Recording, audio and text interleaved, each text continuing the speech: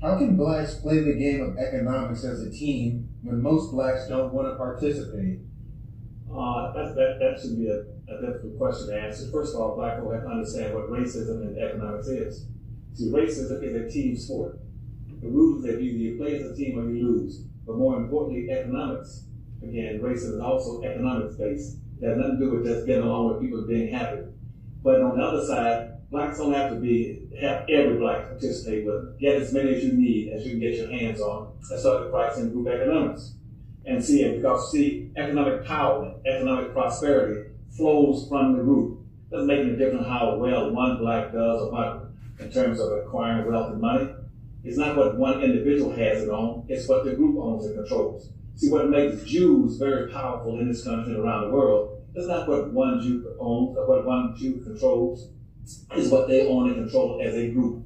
Black folk have to understand that they must control as much as possible as a group if they're going to play in the game. Now, as you question, there are a lot of blacks who want to play in a race-based, team-based sport as an individual.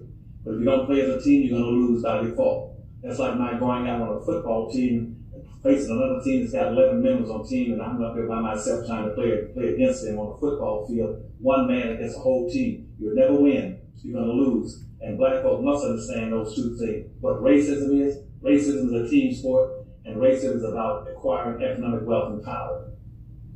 The second question comes from Paris Brantley. He asks, do you think it would be advantageous of us as black people to push our own immigration agendas like the Hispanics, only ours would push the immigration of Africans from all over the diaspora? Well, most certainly, blacks should have been doing that for about the last 500 years. But to do that, they got to go back and address one thing that's critically important.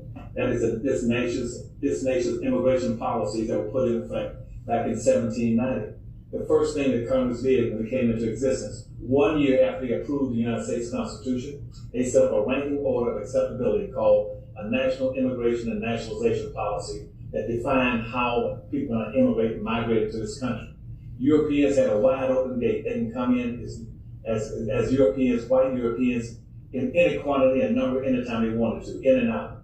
But the immigration color coding went starting with white, yellow, brown, black, from the highest to the lowest. The white you were at the top, open door immigration. As you went down, began to close up. You got down to the bottom, which was blacks on the bottom, it was totally closed. You could not come into this country as a black person unless you came in as a slave.